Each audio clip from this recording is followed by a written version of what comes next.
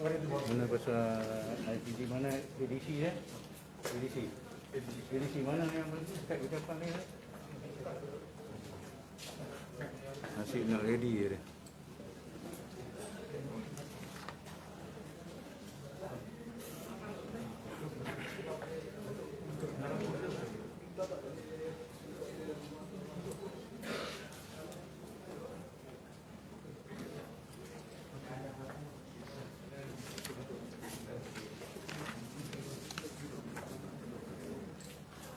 Okey.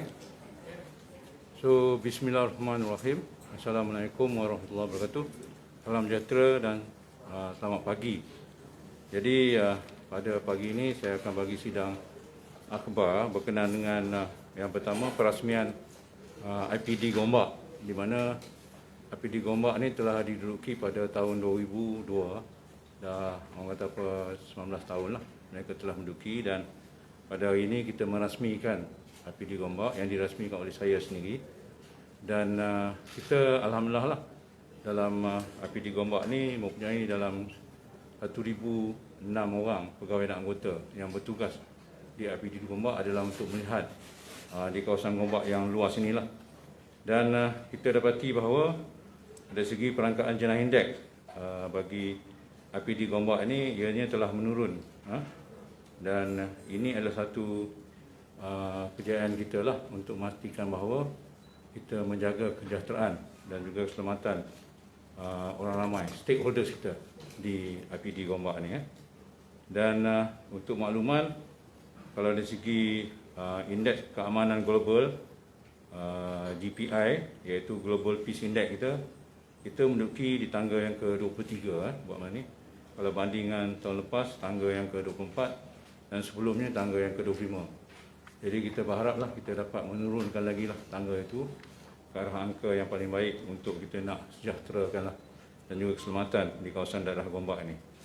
Dan kita dalam daerah Gombak ni berbagai aktiviti pencegahan jenayah yang dilaksanakan untuk memastikan bahawa keselamatan di kawasan Gombak ni dapat terjamin, dan di antaranya adalah rondaan yang kerap oleh pihak JPJKK, iaitu dengan unit rondaan bermotosikal, MPV, dan juga anggota-anggota daripada IPD sendiri turun, dan juga mereka melaksanakan rondaan cegah jenayah Aberdeen, iaitu satu program untuk memastikan bahawa laksanakan di kawasan Gombak ini. Dan kita berharap dengan adanya kemudahan yang ada di IPD Gombak ni, yang mana kita telah beri 3 kereta GS Cargo 4x4 Toyota Hilux, yang mana GS Cargo ni boleh digunakan untuk pencegahan jenayah, LSF dan juga siasatan. Dan kalau kita tengok muatannya, satu kereta tersebut ada 10 orang boleh naik dalam kereta tersebut. Dan kita juga buat edaran van, iaitu Higer, di mana van ni muatan kapasiti adalah 15 orang. Jadi kita berharap dengan adanya kenderaan yang berkenaan dapatlah kita memberi kesejahteraan kepada rakyat ataupun stakeholders yang ada di kawasan Gombak. Jadi itulah keprihatinan pihak polis dalam menjaga keselamatan di kawasan Gombak ini. Kita berharap rakyat di orang ramai di Gombak ni memberi kerjasama yang baik kepada Ketua Polis Daerah Gombak, Tuan Zainal, untuk pastikan bahawa kita dapat bersama-sama mencegah jenayah. Sebab kita mempunyai moto, tema kita, polis dan masyarakat berpisah tiada. Tapi kalau masyarakat itu berpisah dengan pihak polis, sudah tentu sukar untuk kita nak melaksanakan tanggungjawab kami, iaitu dalam mencegah jenayah. Itu sebabnya dalam hal ini win-win situation. We choose win-win situation. Polis kena positif dengan pihak masyarakat dan masyarakat positif dengan pihak rakyat. Itu penting untuk mencapai kesejahteraan tersebut. Jadi itulah serat kami, di mana kita nak memastikan bahawa keselamatan dan kesejahteraan rakyat dijaga. Itu prioriti pihak kami, keutamaan pihak kami kepada negara. So, dengan itulah saya punya permulaan. So ada lagi soalan? Ya. Kalau tak ada, saya nak tamat lah. Soalan lain dia tadi. Soalan apa? Mengenai SOP. Baru-baru ni kita kerajaan ada umum beberapa kelonggaran mengenai inilah termasuk SOP mungkin daripada proses ataupun kaedah penguasaan dan juga lagi satu soalan mengenai persiapan PDRN menjelang PRN Sarawak. Okey, untuk SOP pematuhan ni, memang pihak kita beri penekanan sikit lah.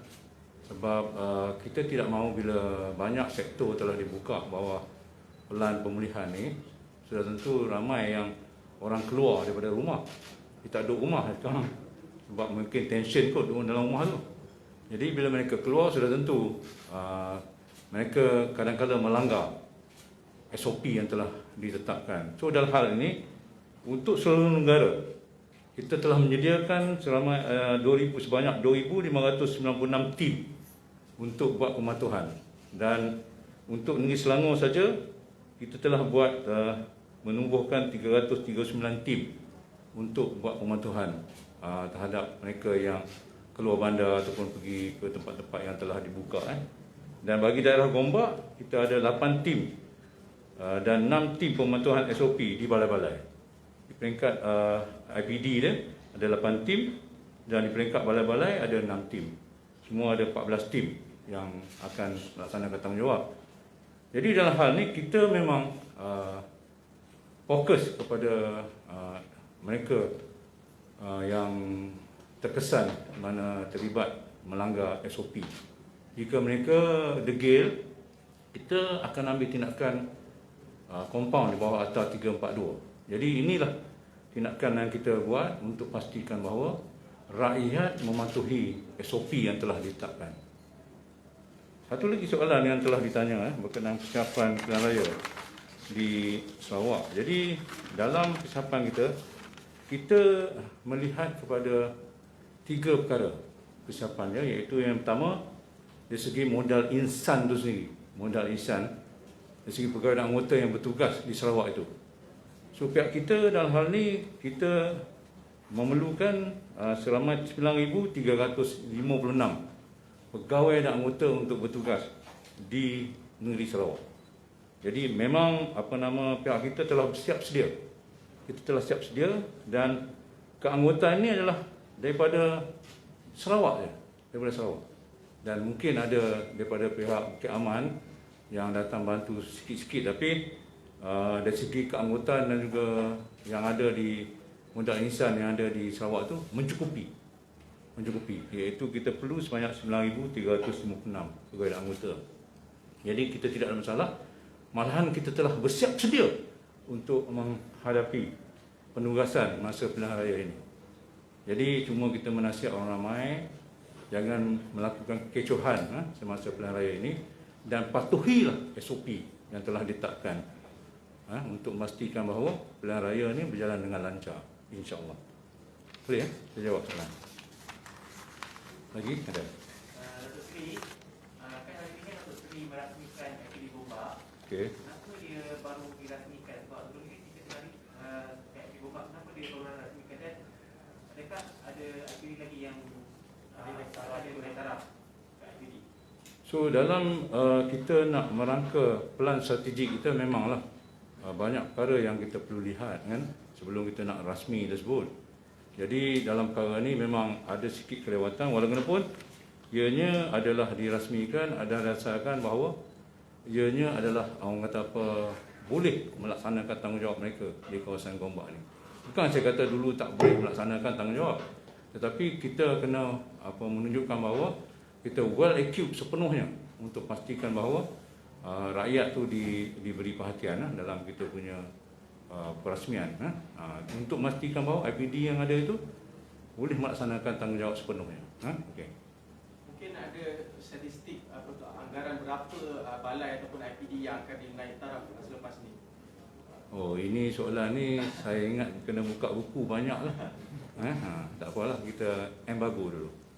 Okey. Lagi? Okey, saya ingat itu je. So mungkin kita nak buat press on this matter. Kata KP Selangor tapi dia nak saya juga. Kan? Tapi tak apalah. Jadi dalam ini kes custom. Okey. Pihak kita telah mendapat maklumat lah berkenaan laporan polis telah dibuat berkenaan dengan satu kes yang mana berlakunya samun bawah Seksyen 392, 397 yang berlaku di tempat simpanan barang kes di Dengkel sebuah penguatkuasa. So bila kita dapat berkenaan, kita samun itu dilakukan disyaki oleh 3 orang lelaki, orang tempatan yang mana menggunakan sebuah motor lori masuk dalam tempat barang kes ini dan kemudian telah orang kata apa mengikat pengawal selamatan di kawasan tersebut. Dan bila dia mengikat, dia masuk dalam pukul 2 lebih macam itulah, 2 lebih pagi lah, 2:30 pagi. Dan kemudian dia ikat, kemudian dia pergi ke tempat sebuah lori barang kes tersebut yang ada barang kes jenis arak, satu jenis arak yang mereka telah mengangkut keluar daripada lori tersebut, pindahkan barang itu ke lori mereka bawa. So mengambil masa dalam 2 jam lah dalam operasi dia memindahkan arak tersebut dalam lori tersebut. Ini berdasarkan oleh pengawal selamatan tu dibuka pada pukul 5 pagi ya, lebih kurang macam tu. Kemudian 3 lelaki ini telah bawa keluar dan dah hasil daripada report polis yang dibuat oleh pihak penguatkuasa tersebut, pihak kita telah mendapat maklumat dan kita telah menangkap 4 orang penguatkuasa yang berkenaan dan kita dapati bahawa dalam kita membuat soal siasat kepada mereka ni, terdapat mereka mendedahkan bahawa ada 3 orang yang terlibat, iaitu 3 lelaki berbangsa India dan kita dapat tangkap 2 orang, iaitu pemandu dan juga seorang kelindan, 2 orang. Dan kita juga telah menangkap 1 lelaki Cina yang dikatakan orang tengah di antara penguatkuasa orang dalam tersebut bersama dengan lori yang dibawa masuk tersebut. Jadi kemungkinan ini adanya bocor maklumat lah, kata adanya barang kes ada di dalam tempat barang kes tersebut. Jadi dalam hal ni ianya melibatkan orang dalam. Dan kita 4 orang penguatkuasa itu telah ditangkap yang berumur di antara 25 hingga 49 tahun. Jadi kita sedang menjalankan soal siasat dari segi link dia dan yang 3 orang lelaki India yang kita dapat maklumat tu, 2 orang dapat ditangkap, 1 lagi masih dalam bebas.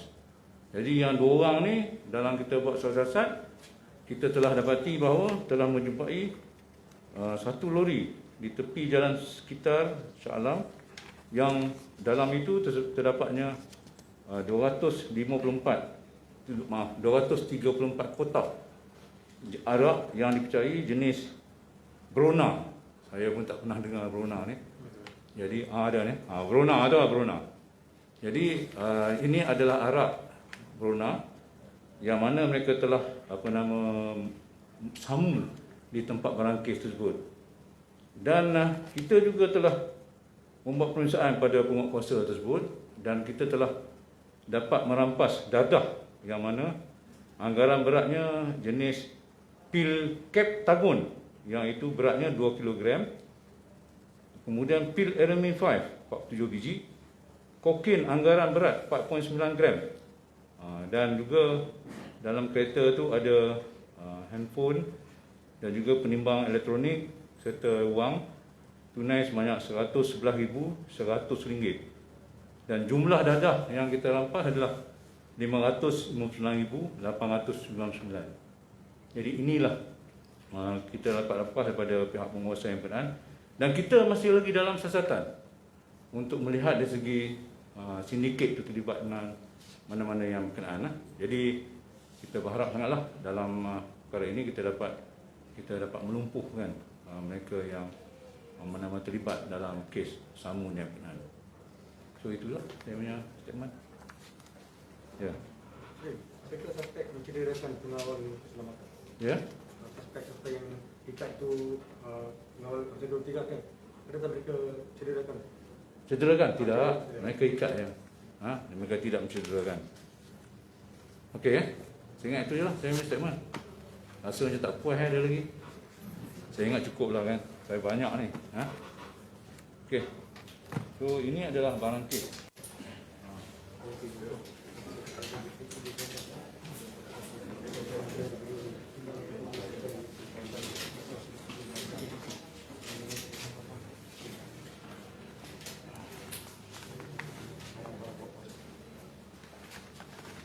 Saya tak sebut penguasa mana, saya sebut penguasa berkenaan. Okey. Saya tak mau menyentuh. Okey, kita dalam perjalanan. Adakah mereka dah lama? Berapa lama mereka sudah berkhidmat, Tuan Sri? Ya. Berapa lama mereka Mereka berkhidmat? umur 25 sampai 49 lah. Sampai berkhidmat, berapa lama mereka berkhidmat? Lebih kurang dalam ada yang 8 tahun, ada yang 20 tahun kan. Macam tu. Jadi nak kata pasal 4 orang, kalau nak cepat satu panjang lah. Ya. Okey. So dalam kita buat rampasan pertama, so dia daripada yang daripada penguasa kan, kita dapat nampak ini ini file, ini duit kita dapat nampak. Inilah apa nama yang kita dapat. Dan lori yang kita dapat nampak ni, inilah jenis Arab, jenis Brunei. Yang lori yang 234 kotak yang kita katakan tadi yang telah dapat kita nampak dari kan. Jadi jenis inilah dia angkat selama 2 jam nak selesaikan, nak pindahkan. Dia bukan ambil lori tau, dia bukan ambil lori kontainer tu. Dia pindahkan barang masuk dalam lori yang dia bawa tu. Jadi inilah jenis apa nama Arab jenis Brunei. Okey boleh? Ini gambar ni.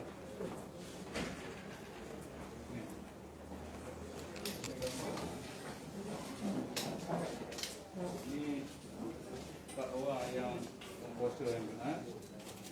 So, ini 2 orang yang satu pemandu lori, satu pelindas. Dan ini adalah satu lelaki Cina yang katakan leading orang tengah. Mastermind lah macam orang tengah.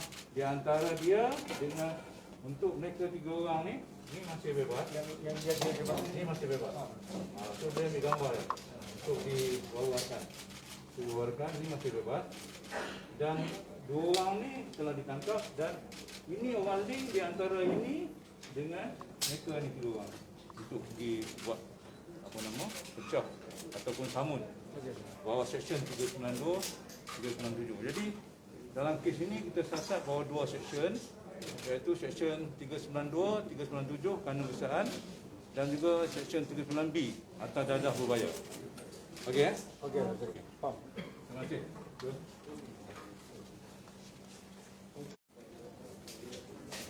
Satu lagi ada satu kes yang mana kita minta, kita nasihat kepada orang ramai lah. Berhati-hati. Ada dari segi kutipan wang dana kebajikan melalui online, melalui apa nama handphone online ni. Kita baru-baru ni telah dapat menahan 14 orang yang mana kita dapati telah menggunakan online, komputer lah, internet, kemudian handphone untuk mengutip wang dana kebajikan. Contohnya anak yatim, nak buat madrasah, nak buat lain-lain lagi yang kebajikan. Dan didapati bahawa mereka ni adalah sindiket yang mana membuat penipuan online terhadap menggunakan taktik ini. Jadi kita ingin menasihatkan orang ramai, jika jumpa sebegini, pastikan bahawa kita rujuk dulu pada pihak polis. Tanya dulu untuk pastikan. Sebab kita tengok bahawa sekarang ni masih tidak ada prosedur yang kemat lah berkenaan dengan permintaan sumbangan melalui apa nama online ni. Derma online ni. Jadi inilah jadi masalah kita. Tapi walaupun pihak kita siasat bawah seksyen 420 kanun kesalahan. Sebab kita tidak mahu orang ramai ditipu bila berlakunya sebegini Sebab itulah dalam hal ni kita nak orang ramai bila tengok sebegini yang ada online ni, buat pemeriksaan dulu, buat semakan dulu untuk pastikan mereka tidak ditipu oleh sindiket yang benar. Itu nasihat dari pihak polis. Okey, terima kasih. Okay. yang sindiket tu, sindiket online tu, adakah akan didakwa dan sebagainya? Kita siasat di bawah tengah siasat sekarang ni bawah Seksyen 420 Kanun Usahaan. So kita akan tengoklah sebab dalam kita buat rampasan tu ada skrip. Ini buku skrip. Buku skrip dia. Dia ada tulis. Skrip ni. Bagaimana nak cakap? Nama kita abang kakak. Nama saya Rini. Tak tahu Rini mana tu. Kau dari Shanghai, anak yatim, AKU Center. Anak yatim, OKU Center lah, macam-macam lagi lah. Jadi bila dia call kita, orang masyarakat kita di Malaysia ni, bila dapat dengar anak yatim ataupun OKU ni, dia rasa lemah. So dia akan contribute dan dia ada akaun kedai dia untuk duit itu dia masukkan dalam akaun kedai itu. Boleh kan? Datuk Seri,